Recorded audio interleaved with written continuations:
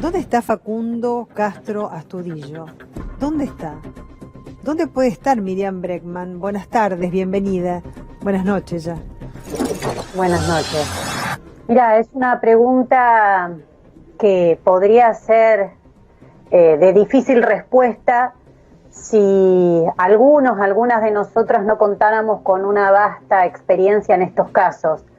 Siempre digo que cuando queda duda si hay participación policial en un crimen, a veces uno no tiene todos los datos de cómo fue el hecho, pero sí tiene que observar los hechos posteriores. Es decir, uno puede no tener todos los elementos como actúa la policía o determinada fuerza represiva, pero si ve cómo actúan posteriormente para encubrir, ahí puede deducir que hay una participación. Y creo que lamentablemente en este caso se está viendo eso, se está viendo la participación de la policía bonaerense, centralmente por lo que te digo, Belén, Sí.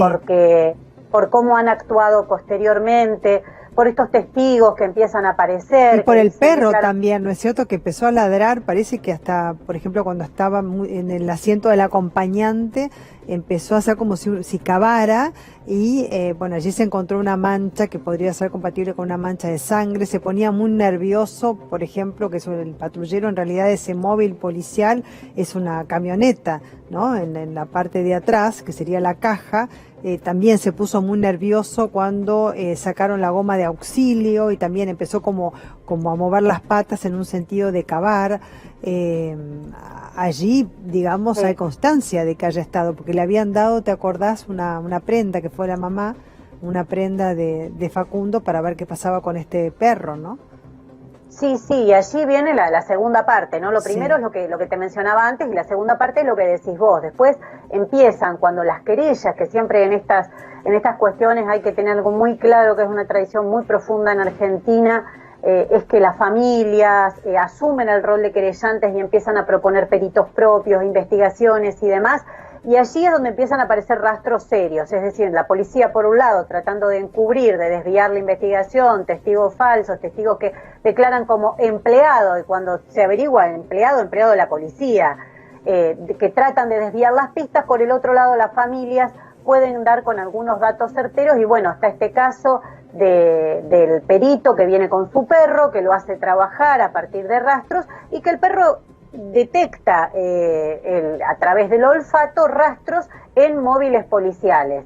Entonces, si la última foto donde se lo ve a Facundo es al lado de un móvil policial, si el perro detecta rastros sobre los móviles policiales, si la policía está preocupada por encubrir con algunos cómplices que lo siguen en Bahía Blanca a través de algunos sitios, de diarios y demás, de encubrir y desviar la investigación, uno empieza a ver que realmente dónde está Facundo es una pregunta muy concreta que tiene que responder la policía bonaerense, todos los que están involucrados en el caso. Y como te digo, Belén, Sí. se enmarca en una situación represiva muy seria que está atravesando el país y con casos realmente graves de desaparecidos, como también hemos visto en Tucumán alrededor del caso de Luis Espinosa, que estuvo varios días desaparecidos, el caso de Seferino Nadal, que fue asesinado con una metodología que no tiene lamentablemente nada que envidiarle a este caso de George Floyd en Estados Unidos, donde se ahogaba y lo apretaron hasta que... Sí, escalcado, ¿no? Hasta dijo lo mismo, no puedo respirar. No puedo respirar, bueno, estas técnicas tan brutales, ¿no?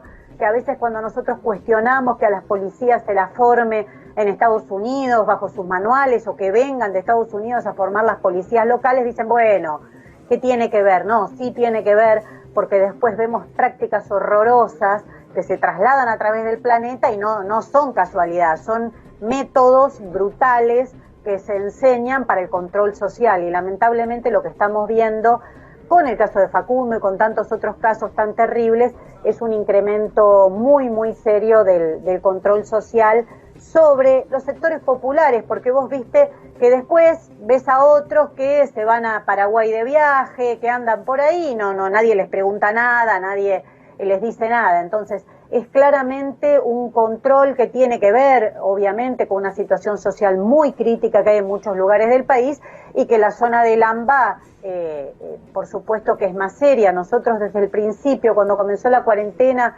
desde la izquierda y también desde quienes tenemos una amplia militancia en el ámbito de los derechos humanos y las libertades democráticas, dijimos que este empoderamiento que se les dio a la fuerza de seguridad en una crisis sanitaria iba a tener consecuencias graves y lamentablemente una vez más no nos equivocamos, por eso estamos pidiendo que las autoridades políticas sean las que dan la respuesta. Acá no hay un problema que se puede resolver con la policía de Bahía Blanca, con la de Tucumán en forma aislada, con la de Salta que viene teniendo episodios represivos, con la de Chubut, que también tiene episodios muy fuertes. Varios de los casos de gatillo fácil de la provincia de Buenos Aires, 7 son a manos de policías de la ciudad de Buenos Aires, es decir, a veces el caso se registra en la provincia, pero lo comete un policía de la ciudad de Buenos Aires. Entonces, creo que lo que hay que tener es una mirada nacional y que las autoridades nacionales y de las provincias involucradas, como en este caso Sergio Berni, son los que tienen que dar la respuesta. Esto no se puede resolver como un mero problema policial. Acá hubo un instructivo, se sacó al ejército a la calle, se sacó a las policías a la calle para resolver una situación sanitaria y las consecuencias que estamos viendo son muy serias, la verdad muy, muy serias. Desde ya. Muchísimas gracias, Miriam. Hasta Por favor, pronto. gracias a ustedes. Buenas tardes.